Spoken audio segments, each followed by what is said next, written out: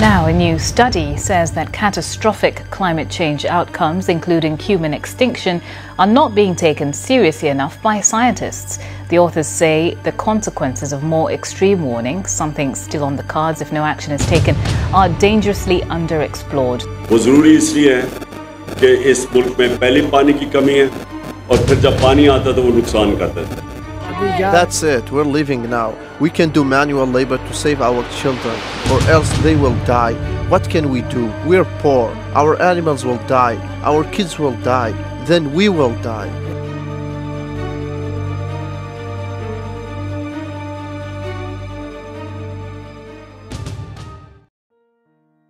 In Pakistan, about 1,000 people have already become victim of heavy rain, and this may just be the tip of the iceberg. There are tens of millions of people living in disaster zone, and the government has declared a state of emergency throughout the country. Monsoon rains accompanied by floods, a natural phenomenon familiar to inhabitants of South Asia. Almost every year they lead to destruction and death of people. However, this year the disaster has taken on truly biblical proportions, affecting all regions of Pakistan without exception.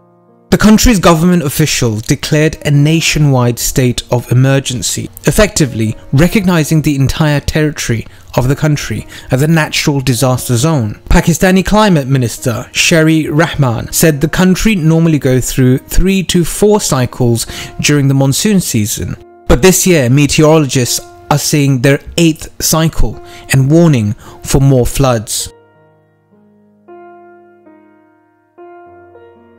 In the state of Baluchistan alone, tens of thousands of houses have been destroyed or damaged. Social media is flooded with videos of the catastrophic aftermath of the flood. At present, it's not possible to assess the full scale of the ongoing catastrophe. Humanitarian aid is being delivered though to regions, but only via helicopter.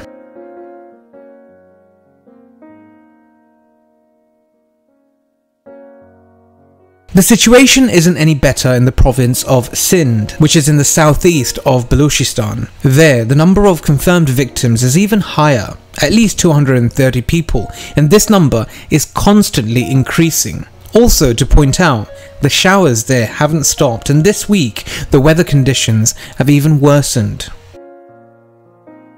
The situation in Punjab continues to be extremely difficult, where the official number of victims is already approaching 200 people. In the south of the province, hundreds of military personnel are taking part in the rescue operation. Again, it's not possible to calculate the number of victims and material damage caused by the disaster. However, Pakistani politicians are already voicing preliminary assessments. It was only last week, Friday, Pakistani Prime Minister Shehbaz Sharif said that 33 million people, that's about 15% of the country's population, were affected by the floods.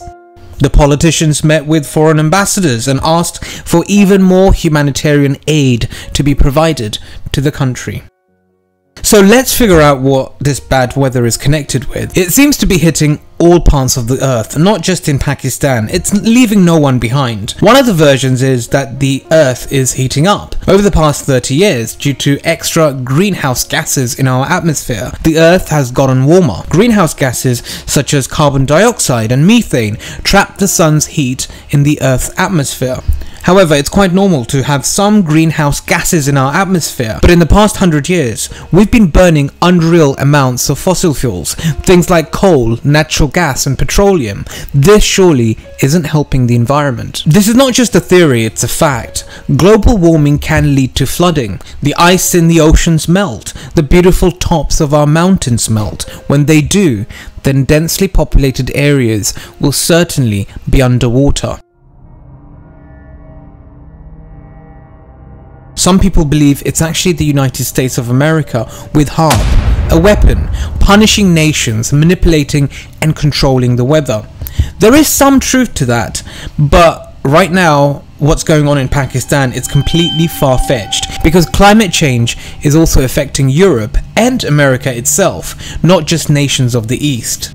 Then there's some people saying the horsemen of the apocalypse have already left for Earth. If we turn to the book of the New Testament, which tells us about the events preceding the Last Judgment, then four horsemen appear in one of the chapters. I also spoke about this in a recent video. The first horseman symbolizes the false prophet and the plague. The second, war. The third, famine and climate disasters. And the fourth, death. Recently, the topic of apocalypse has been worrying many of us. It seems to some that COVID is the very plague, and we can observe climate disasters now. Maybe this is a self-fulfilling prophecy. We're not looking after the planet. See, it all depends on how we look at the situation, but one thing for sure is, we need to change how we live our lives.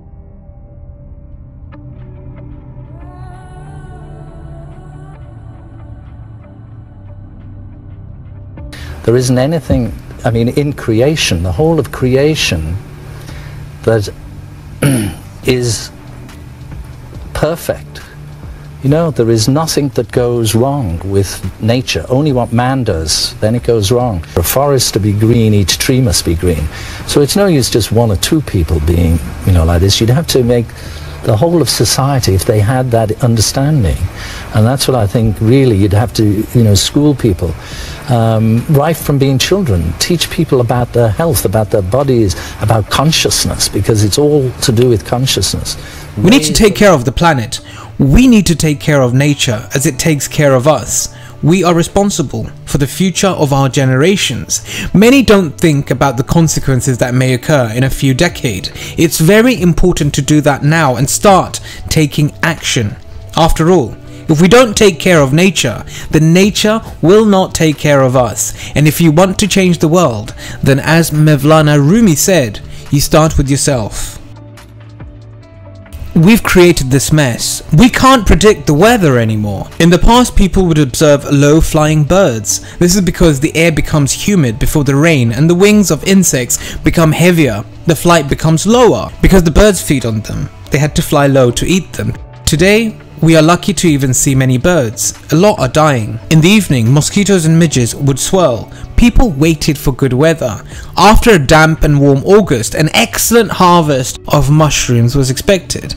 But today with climate change, we can't tell whether the mushrooms are good for us or not. We take all the fish from the seas, soon there won't be any left. We are destroying forests that give us life. It's all money and greed, choosing money over matter. It's completely insane. We need a better world.